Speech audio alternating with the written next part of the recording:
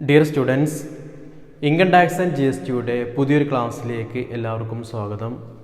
നമ്മൾ ലാസ്റ്റ് ക്ലാസ്സിൽ രജിസ്ട്രേഷനെ കുറിച്ചിട്ടാണ് ഡിസ്കസ് ചെയ്തത്. ഇന്നത്തെ വീഡിയോ നമ്മൾ നോക്കാൻ പോകുന്നത് രജിസ്ട്രേഷൻ നിർബന്ധമല്ലാത്ത ആളുകൾ ആരൊക്കെ എന്നുള്ളതാണ്. Person not liable for registration. Registration നിർബന്ധമല്ലാത്ത ആളുകൾ നമുക്കറിയാം. 40 ലക്ഷം രൂപയ്ക്ക് മുകളിൽ അഗ്രഗേറ്റ് ടേൺ ഓവർ ഉണ്ടെങ്കിലാണ് എന്ത് ചെയ്യേണ്ടത്, GST രജിസ്റ്റർ ചെയ്യേണ്ടത് അല്ലേ. സ്പെഷ്യൽ കാറ്റഗറി സ്റ്റേറ്റ്സിലാണെങ്കിൽ അത് 10 ലക്ഷവും 20 ലക്ഷവും ആവും. എന്നാൽ ഈ 10 ലക്ഷവും 20 ലക്ഷത്തിന് മുകളിലോ അതോടൊപ്പം തന്നെ അല്ലെങ്കിൽ സാധാരണ സ്റ്റേജിലാണെങ്കിൽ 40 ലക്ഷത്തിന് മുകളിലും അഗ്രിഗേറ്റ് ടേൺ ഓവർ ഉണ്ടായിട്ടും GST രജിസ്റ്റർ ചെയ്യേണ്ടാത്ത 3 കാറ്റഗറി പേഴ്സൺസിനെയാണ് നമ്മൾ ഇന്ന് പഠിക്കുന്നത്. Persons not liable for registration, അതായത് അവർ ത്രസ്ഹോൾഡ് ലിമിറ്റിനേക്കാൾ മുകളിലാണ്. പക്ഷെ അവർക്ക് എന്ത് ചെയ്യേണ്ട ആവശ്യമില്ല, GST അടയ്ക്കേണ്ട ആവശ്യമില്ല. നോക്കിക്കോ, രജിസ്റ്റർ ചെയ്യേണ്ട ആവശ്യമില്ല. നോക്കിക്കോ, ഒന്ന്, person not liable to pay tax or fully exempt from tax under GST act or IGST act.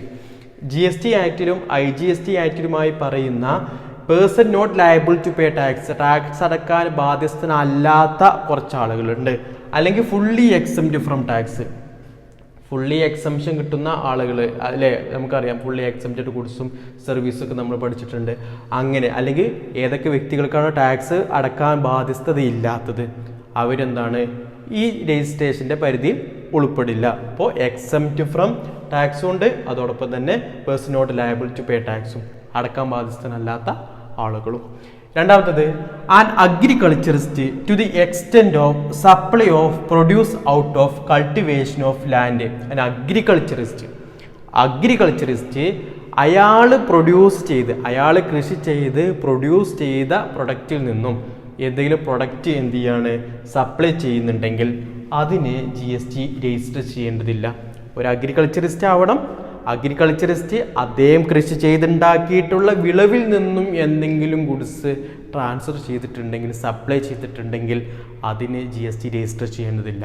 ഇപ്പോൾ ഒരു അഗ്രികൾച്ചറിസ്റ്റ് ആണ്, അദ്ദേഹം വേറെ ആരുടെയെങ്കിലും ഒക്കെ കൃഷിയിൽ നിന്നും കിട്ടിയിട്ടുള്ള വസ്തുക്കൾ അഗ്രികൾച്ചർ പ്രൊഡ്യൂസ് ഇയാൾ സപ്ലൈ ചെയ്യുകയാണെങ്കിൽ അത് ടാക്സബിൾ ആണ്.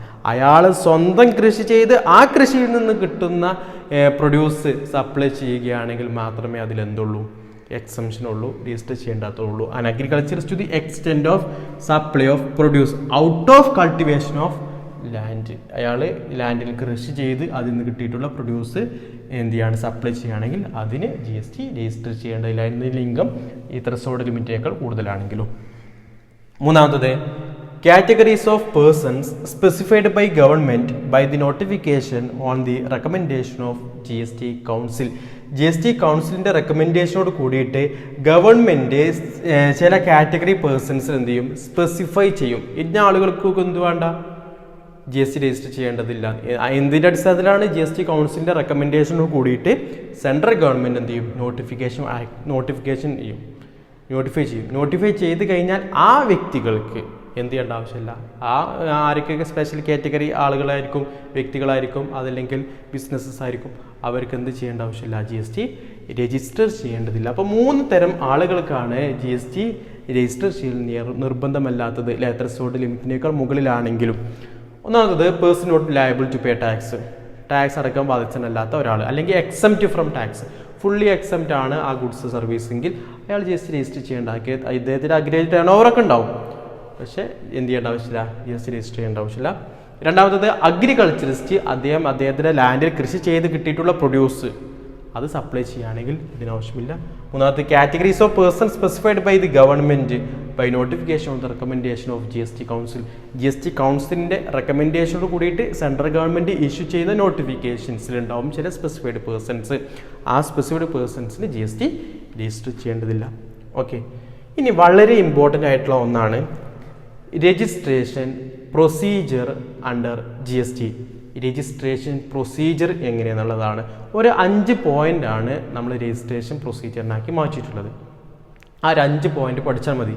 രജിസ്ട്രേഷൻ പ്രൊസീജിയർ എങ്ങനെയാണ്, ഒരു സ്ഥാപനം GST രജിസ്റ്റർ ചെയ്യുമ്പോൾ എന്താണ് ശ്രദ്ധിക്കേണ്ടതെന്നുള്ള കാര്യങ്ങളാണ്, അല്ലെങ്കിൽ എന്തൊക്കെ സ്റ്റെപ്സാണ് ഫോളോ ചെയ്യേണ്ടത് എന്നുള്ള കാര്യങ്ങളാണ് രജിസ്ട്രേഷൻ പ്രൊസീജിയർ എന്നുള്ള ഉദ്ദേശിക്കുന്നത്.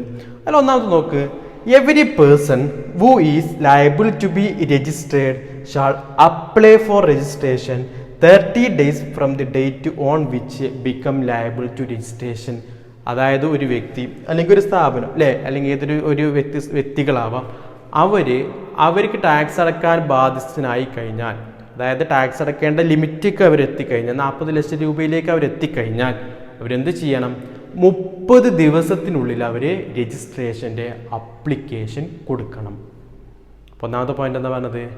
അതായത് ഒരാൾ ടാക്സ് അടക്കാൻ ബാധ്യസ്ഥനായി കഴിഞ്ഞാൽ 30 ദിവസത്തിനുള്ളിൽ അത് രജിസ്റ്റർ ചെയ്യാൻ വേണ്ടിയിട്ട് അപ്ലിക്കേഷൻ കൊടുക്കണം.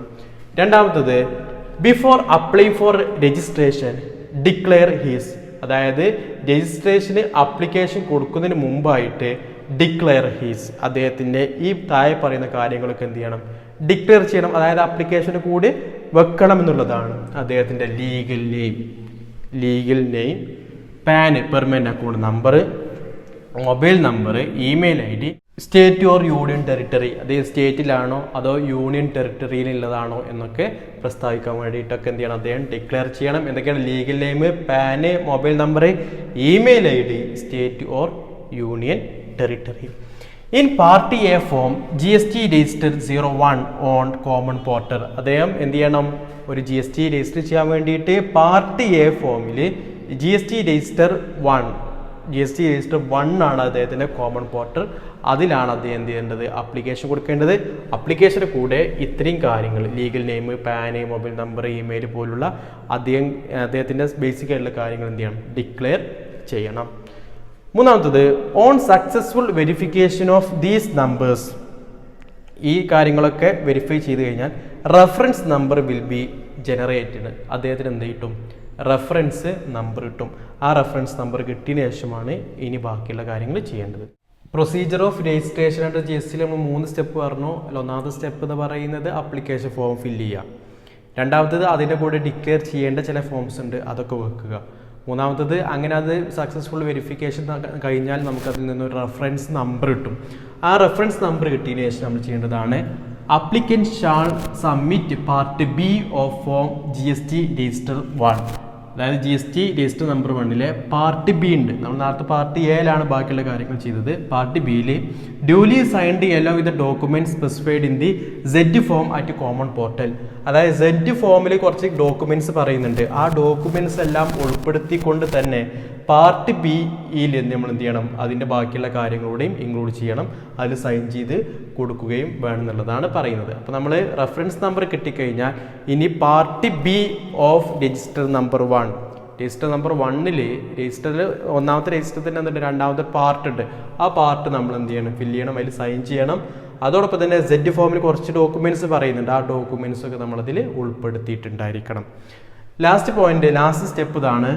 Form GST register 2 acknowledgement of application, അതായത് GST രജിസ്റ്റർ 2, അതായത് നമ്മൾ 1 ആണ് പറഞ്ഞത്. 1 പാർട്ട് എയും പാർട്ട് ബിയുമാണ് പറഞ്ഞത് അല്ലേ. ഇനി രജിസ്റ്റർ നമ്പർ 2 ആണ്. 2 എന്ന് പറയുന്നത് അക്നോളജ്മെന്റ് ഓഫ് അപ്ലിക്കേഷൻ ആണ്. അപ്ലിക്കേഷൻ്റെ അക്നോളജ്മെന്റ് ആണ്. അതിൻ്റെ എക്സ്പ്രഷൻ പറയുന്നുണ്ട്, if these documents are found to be in order in the proper officer shall approve the registration within 3 working days from the date of submission issue certificate of registration in form GST registration number 3 എന്നാണ് പറയുന്നത്. എന്ന് വെച്ച് കഴിഞ്ഞാൽ register number 2 ഇതിൻ്റെ acknowledgement, നമ്മളിത് application കൊടുത്തു എന്നുള്ളതിൻ്റെ തെളിവായിട്ട് കിട്ടുന്നത് രജിസ്ട്രേഷൻ നമ്പർ 2 അതിനുശേഷം നമ്മൾ എന്ത് ചെയ്യാണ്? ഇത്രയും അപ്ലിക്കേഷൻസ് കൊടുത്തതിൻ്റെ അടിസ്ഥാനത്തിൽ ഇതിൻ്റെ പ്രോപ്പർ ഓഫീസർ എന്ത് ചെയ്യും? ഈ കാര്യങ്ങൾ കറക്റ്റ് ആണോ എന്ന് നോക്കും. ഈ ഡോക്യുമെന്റ്സ് ഒക്കെ കറക്റ്റ് ആണെന്ന് നോക്കും. എന്നിട്ട് അദ്ദേഹം വെരിഫൈ ചെയ്തതിന് ശേഷം എന്ത് ചെയ്യും? 3 വർക്കിംഗ് ഡേയ്സിനുള്ളിൽ നമുക്കിതിൻ്റെ registration certificate register number 3 issue ചെയ്യും. 3 വർക്കിംഗ് ഡേയ്സിനുള്ളിൽ രജിസ്റ്റർ നമ്പർ 3 എന്ത് ചെയ്യും? ഇതിൻ്റെ സർട്ടിഫിക്കറ്റ് ഇഷ്യൂ ചെയ്യുന്നുള്ളതാണ് പറയുന്നത്. From the date of submission issue certificate of registration in form register GST register 3. ഇപ്പോൾ നമ്മൾ 5 സ്റ്റെപ്പാണുള്ളത്. ജസ്റ്റ് ഇങ്ങനെ ഇത്രേ വരുന്നുള്ളൂ. ഒന്നാമത്തേൽ പാർട്ട് എ ഓഫ് രജിസ്റ്റർ 1 നമ്മൾ എന്ത് ചെയ്യുന്നു? അപ്ലിക്കേഷൻ കൊടുക്കുന്നു. രണ്ടാമത്തെ സ്റ്റെപ്പായിട്ട് പറയുന്നത് അതിൻ്റെ കൂടെ നമ്മൾ ഒരുപാട് കാര്യങ്ങൾ, നമ്മൾ മൊബൈൽ നമ്പർ, പാൻ നമ്പർ അല്ലേ, നമ്മുടെ നെയിം എന്നുള്ള കാര്യങ്ങളൊക്കെ നമ്മൾ എന്ത് ചെയ്യണം? ഡിക്ലെയർ ചെയ്യുന്നു. മൂന്നാമത്തെ സ്റ്റെപ്പ് പറയുന്നത് ഇങ്ങനെ ഡിക്ലെയർ ചെയ്ത് സക്സസ്ഫുൾ വെരിഫിക്കേഷൻ കഴിഞ്ഞാൽ അവർ നമുക്കൊരു റെഫറൻസ് നമ്പർ തരും. ആ റെഫറൻസ് നമ്പർ എടുത്ത് വെച്ചിട്ട് ആ റെഫറൻസ് നമ്പർ ഉപയോഗിച്ചിട്ടാണ് നാലാമത്തെ step part B of register number എന്ത് ചെയ്യണം, ഫില്ല് ചെയ്യണം. അതിൽ നമ്മളോട് പറഞ്ഞിട്ടുള്ള ചില ഡോക്യുമെൻറ്റ്സ് ഉണ്ട്, ആ ഡോക്യുമെൻറ്റ്സ് ഒക്കെ വെക്കണം. അതോടൊപ്പം തന്നെ ഡ്യൂലി സൈൻ ചെയ്യണം. എന്നിട്ടാണ് അഞ്ചാമത്തേൽ പറയുന്നത് അക്നോളജ്മെൻറ്റ് കിട്ടുന്നത് രജിസ്റ്റർ നമ്പർ 2ലാണ്. നമ്മൾ കൊടുത്ത കാര്യങ്ങൾ കറക്റ്റ് ആണെന്ന് മനസ്സിലായി കഴിഞ്ഞാൽ അതിൻ്റെ പ്രോപ്പർ ഓഫീസർ നമുക്കൊരു സർട്ടിഫിക്കറ്റ് ഓഫ് രജിസ്ട്രേഷൻ ഇഷ്യൂ ചെയ്യും. സർട്ടിഫിക്കറ്റ് ഓഫ് രജിസ്ട്രേഷൻ ഇഷ്യൂ ചെയ്യുന്നത് രജിസ്റ്റർ നമ്പർ 3ലാണ്. അപ്പോൾ ഈ 5 സ്റ്റെപ്സ് ആണ് എന്തിനു ഫോളോ ചെയ്യേണ്ടത്, രജിസ്ട്രേഷൻ പ്രൊസീജിയറിൽ ഫോളോ ചെയ്യേണ്ടത്. ഇനി നമുക്ക് പഠിക്കാനുള്ളത് ഡീംഡ് രജിസ്ട്രേഷൻ എന്ന് പറഞ്ഞാൽ എന്താണ്? ഡീംഡ് രജിസ്ട്രേഷൻ എന്ന് പറഞ്ഞു കഴിഞ്ഞാൽ registration under GST is not tax specific which means that there is a single registration for all the taxes. എല്ലാ ടാക്സസിനും കൂടിയിട്ട് ഒരൊറ്റ രജിസ്ട്രേഷൻ എടുത്താൽ മതി എന്നാണ്. അതായത് CGSTക്കും അതുപോലെ തന്നെ SGSTക്ക് അല്ലെങ്കിൽ UTGSTക്ക് അല്ലെങ്കിൽ IGST സെസ്സിനൊക്കെ കൂട്ടിയിട്ട് ഒരൊറ്റ GST രജിസ്റ്റർ ചെയ്താൽ മതി, അതിൻ്റെ നമ്പർ മതി എന്നാണ് പറയുന്നത്. Registration under GST is not tax specific which means that there is a single registration for all the tax, എല്ലാ തരത്തിലുള്ള ടാക്സിനും. അതായത് ഇപ്പോൾ നമ്മൾ തന്നെ എന്ത് ചെയ്യേണ്ടി വരും, ഒരു സ്ഥാപനം തന്നെ അവിടെ സെൻട്രൽ GST അടക്കേണ്ടി വരും, അതേ സ്ഥാപനം തന്നെ സ്റ്റേറ്റ് GST അടക്കേണ്ടി വരും, അല്ലെങ്കിൽ യൂണിയൻ ടെറിട്ടറിയിലാണെങ്കിൽ UTGST അടക്കേണ്ടി വരും, അതോടൊപ്പം തന്നെ സെസ് അടക്കേണ്ടി വരും. അപ്പോൾ ഒരു സ്ഥാപനം തന്നെ പല തരത്തിലുള്ള ടാക്സ് ഒരേ സമയം അടക്കുന്നുണ്ട്. ഈ എല്ലാ ടാക്സ് അടക്കാനും ഒരൊറ്റ രജിസ്റ്ററിന് മതി എന്നുള്ളതാണ്, ഒരൊറ്റ രജിസ്ട്രേഷൻ തന്നെ മതി എന്നുള്ളതാണ് ഡീംഡ് രജിസ്ട്രേഷൻ കൊണ്ട് ഉദ്ദേശിക്കുന്നത്. ഓക്കെ, നോക്കിക്കോ. Grant of registration or unique identification number, ഒരു രജിസ്ട്രേഷന് കിട്ടുന്ന നമ്പർ അല്ലെ, യൂണിക് ഐഡന്റിഫിക്കേഷൻ നമ്പർ ഉണ്ടാവും. Under any state GST act or UTGST act is deemed to be registration or unique identification number granted under the CGST Act provide application for registration has not been rejected under the CGST Act. അതായത് CGST act പ്രകാരം നമുക്ക് എന്ത് മതി എന്നാണ് പറയുന്നത്, നമ്മൾ ഇവിടെ ആദ്യം രജിസ്റ്റർ ചെയ്യുന്ന SGST അല്ലെങ്കിൽ UTGST രജിസ്റ്റർ ചെയ്ത് കഴിഞ്ഞാൽ കിട്ടുന്ന ആ നമ്പർ തന്നെ ഉപയോഗിച്ചുകൊണ്ട് തന്നെ നമുക്ക് സെൻട്രൽ GSTയും അതിൽ തന്നെ ഉൾപ്പെടുത്താൻ പറ്റും എന്നുള്ളതാണ് പറയുന്നത്. സംഗതിയുള്ളൂ ഒറ്റ രജിസ്റ്റർ മതി.